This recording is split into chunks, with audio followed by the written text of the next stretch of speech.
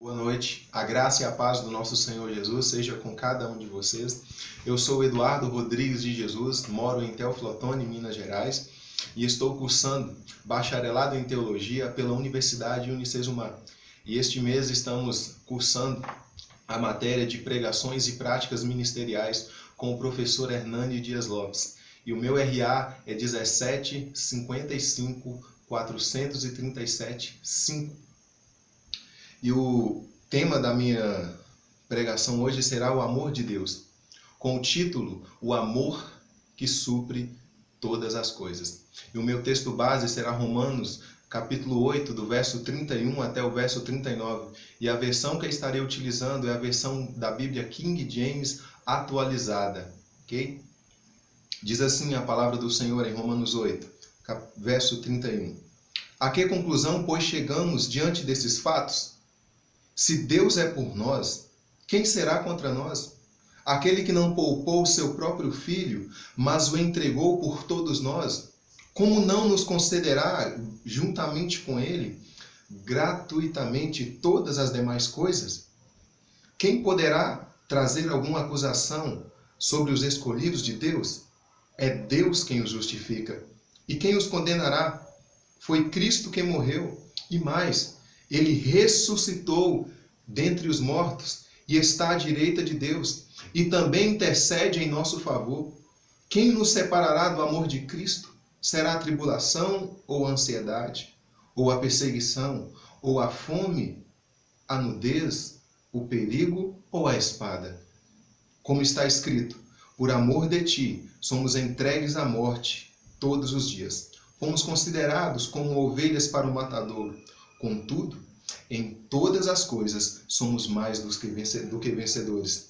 Nem os anjos, nem demônios, nem o presente, nem o futuro, nem quaisquer poderes, nem a altura, nem a profundidade, nem qualquer outra criatura poderá nos afastar do amor de Deus que está em Cristo Jesus, nosso Senhor. Bendito seja Deus. E a carta pastoral que nós acabamos de ler do apóstolo Paulo foi enviado para uma igreja que estava situada em Roma, capital do Império Romano. E ali naquela igreja era constituída aquela congregação por judeus, era constituída por gentios, por pessoas ricas, pessoas pobres, pessoas influentes e pessoas não influentes. Como podemos ver, era uma igreja com um acervo cultural muito rico. E o apóstolo Paulo, alguns historiadores concluem que não foi ele que estabeleceu aquela igreja, não foi ele que fundou aquela igreja. Porém, ele conhecia muito bem os discípulos de lá, como vai relatar no capítulo 16 de Romanos, no final da carta, a saudação pastoral do apóstolo Paulo, citando com proeza o nome de várias pessoas, mostrando que ele sabia bem o cotidiano e a vivência daquela igreja. E ele vai escrever essa carta pastoral para explicar àquela igreja o tamanho do amor de Deus. E a carta aos Romanos é uma carta tão rica em detalhes que alguns chegam a dizer que é a obra mais importante da Bíblia Sagrada. Obra esta que foi tão influente na formação da igreja como protestante que ela serviu para formar as 5 bases da Reforma, uma das 5 teses de Lutero. Então, a Epístola aos Romanos tem essa grande importância e também foi grande valia para aquele povo naquela época, um povo que estava em Roma, um local vasto em idolatria, em adoração a outros deuses e a vários deuses. E o apóstolo Paulo vai mostrar a nossa convicção que nós somos amados por Deus. E ele vai começar a carta explicando sobre a depravação do homem, desde o momento que o homem pecou no jardim do Éden, até o momento em que o homem recebeu a graça de Deus, recebeu a redenção por meio de Jesus Cristo, o nosso Senhor. E a epístola vai começar no verso 31, fazendo uma pergunta muito significativa. E a pergunta é: o que faremos diante desses fatos? Que fatos são esses? Os fatos de que nós somos pecadores, que nós merecemos ser condenados por Deus. Porém, Deus, na sua imensa graça, não nos atribuiu segundo o nosso merecer. Porque Deus, no seu imenso amor, Ele não nos tratou segundo os nossos pecados, mas enviou o seu Filho, demonstrando o seu amor. E uma passagem bíblica que pode representar muito bem isso é o que está escrito em João 3,16. Porque Deus amou o mundo de tal maneira que deu seu Filho unigênito para que todo aquele que nele crê não pereça, mas tenha a vida eterna. De tal maneira que Deus nos amou. E aí o apóstolo Paulo vai fazer essa pergunta muito propícia para aquela época. Que diremos acerca desses fatos? Sobre o amor de Deus. Porque Deus teria todas as condições de nos condenar. Porém, Ele expressa o seu amor, a liberdade que Deus tem e escolheu nos amar. E o meu primeiro ponto será: a que conclusão, pois, chegamos diante desses fatos? O fato de que Deus nos amou. O fato de que Deus nos conheceu desde antes da fundação do mundo. O fato de que Deus desde a fundação do mundo, nos preparou para que sejamos a imagem e semelhança do seu Filho.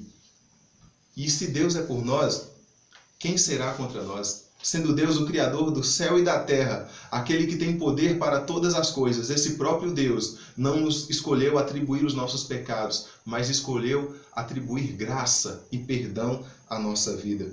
E o verso 32 vai continuar dizendo: aquele que não poupou o seu próprio Filho, mas o entregou por todos nós, não nos concederá juntamente com ele, gratuitamente, todas as demais coisas?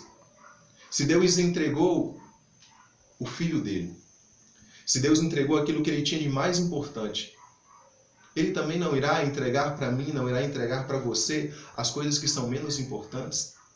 Ele não irá prover o trabalho que eu preciso, talvez o trabalho que você precisa. Ele não irá prover talvez aquela cura que eu preciso, que você precisa, ou aquela bênção espiritual, aquela capacitação espiritual, como está escrito em Efésios, capítulo 1, verso 3. Bendito seja o Deus Pai de nosso Senhor Jesus Cristo, que nos abençoou com todas as bênçãos espirituais nas regiões celestiais em Cristo Jesus. Louvado seja Deus por essa passagem bíblica, porque Deus já nos abençoou com toda sorte de bênçãos espirituais. Isso é uma confirmação do amor de Deus e como Ele quer capacitar a mim e capacitar a você.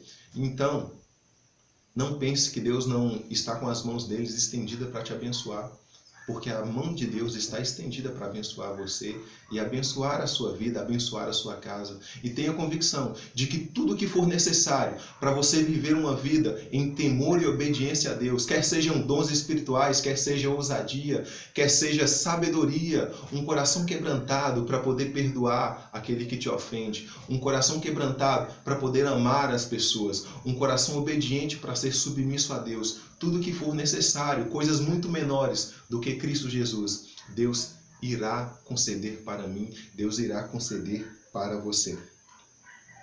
E o verso 33 vai continuar dizendo: quem poderá trazer alguma acusação sobre os escolhidos de Deus? Pois é Deus quem os justifica.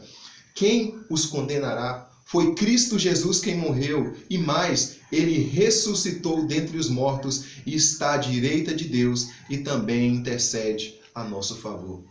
Quem nos condenará? Será que é o pecado? Será que são as minhas falhas? Será que às vezes é alguma atitude de errado que eu possa estar cometendo? Será que é o pecado que vai me condenar? Será que são as acusações das pessoas que irão me condenar? Não. Diante do amor de Deus, essas acusações e essas situações não podem nos condenar. Diante da graça que está nos estabelecida, desde que haja o arrependimento dos nossos pecados e uma entrega verdadeira a Cristo, não há nada que possa nos impedir de desfrutar desse amor de Deus que é tão grande e maravilhoso. E o meu segundo ponto irá dizer: quem nos separará do amor de Deus? Concluindo com o que vai dizer o verso 35. Quem nos separará do amor de Cristo? Será a tribulação, ou a ansiedade, ou a perseguição, ou fome, ou nudez, ou perigo, ou a espada? Como está escrito: por amor de ti somos entregues à morte todos os dias e fomos considerados como ovelhas para o matador. E é importante a gente observar sobre essas passagens bíblicas. Sobre quem está falando ela? Uma pessoa que está dizendo não porque ouviu o pastor dizer, não porque ouviu o irmão Eduardo dizer, não porque ele somente leu uma escritura. Ele está dizendo isso com propriedade. Porque o apóstolo Paulo, como bem vai relatar na palavra do Senhor, foi um homem que passou por muitas dificuldades e por muitas situações, assim como eu e você passamos. Mas a Bíblia vai enfatizar situações específicas e talvez até pior do que a situação que eu vivo, talvez até pior do que a situação que você vive. E ele vai escrever em 2 Coríntios, capítulo 11, verso 23. Eu fui encarcerado muitas vezes. Fui açoitado mais severamente. Em perigo de morte muitas vezes. 5 vezes recebi dos judeus 39 açoites. 3 vezes fui espancado com varas. 1 vez eu fui apedrejado. 3 vezes sofri naufrágio. Passei um dia e uma noite exposto à fúria do mar. Muitas vezes passei por perigos em viagens, perigos em rios, perigos entre assaltantes, perigo entre meus próprios compatriotas, perigo entre os gentios, perigo na cidade, perigo no deserto, perigo no mar, perigo entre falsos irmãos.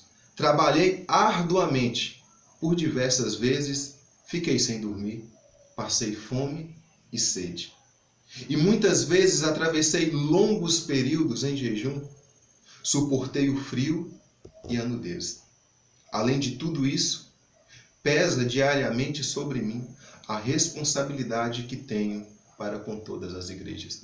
Então vemos que essas situações que o apóstolo Paulo anteriormente as colocou, não estava citando algo abstrato ou uma suposição, mas estava nos dando exemplos claros da própria vida dele.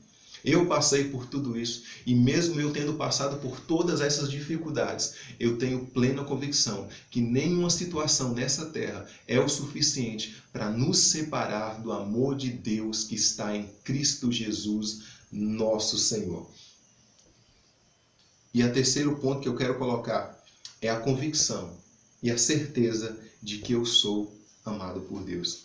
Como está escrito no verso 37. Contudo, em todas as coisas somos mais do que vencedores por meio daquele que nos amou.